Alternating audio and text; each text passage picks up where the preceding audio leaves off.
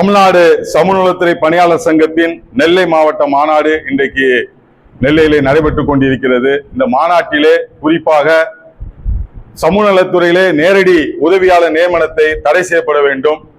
அதுபோல துறை மறுசீரமைப்பின் போது மாவட்ட அளவில் நிர்வாக அலுவலர் பணியிடமும் வட்டார அளவில் இளநிலை நிர்வாக அலுவலர் பணியிடமும் வழங்கப்பட வேண்டும். முழுவதும் பெண்களாக பணிபுரியக்கூடிய சமூக நலத்துறையிலே பணியிட மாறுதல் கலந்தாய்வு முறையிலே வழங்கப்பட வேண்டும். அதுபோல மாவட்ட ஆட்சித்தலைவர் நேர்முக உதவியாளர் சத்துணவு பணியிடத்தை சமூகத்துறை கண்காணிப்பாளர் கொண்டு நிரப்பிட வேண்டும் உள்ளிட்ட கோரிக்கைகளை வலியுறுத்தி இன்றைக்கு மாவட்டந்தோறும் மாவட்ட மாநாடுகள் நடைபெற்றுக் கொண்டிருக்கிறது.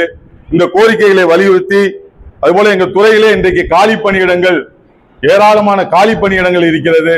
எங்களுடைய மேற்பார்வையாளர்களுக்கு சிடிபிஓ பதவி உயர்வு இன்னும் வராமல் என்றும் தடுக்கப்பட்டு கொண்டிருக்கிறது. இது போன்ற காலி பணியிடங்களை நிரப்பப்பட வேண்டும். குழந்தை வளர்ச்சி திட்ட அலுவலர் முதல் அனைத்து பணியிடங்களை நிரப்பப்பட வேண்டும் என்ற கோரிக்கைகளை வலியுறுத்தி வரக்கூடிய நவம்பர் 11ஆம் தேதி மாவட்ட தலைநகரிலே ஒரு மாபெரும் ஆர்ப்பாட்டத்தை நடத்த இருக்கிறோம்.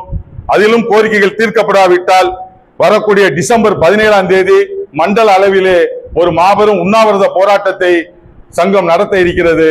இந்த 2 கட்ட போராட்டத்தில் கோரிக்கை தீர்க்கப்படாவிட்டால் வரக்கூடிய ஜனவரி 27ஆம் தேதி சென்னையிலே எங்களுடைய ஆணையரகத்தை முற்றுகையிடக்கூடிய அளவிலே ஒரு மாபெரும் பெருந்தல் முறையீடு போராட்டம் நடத்த இருக்கிறோம்.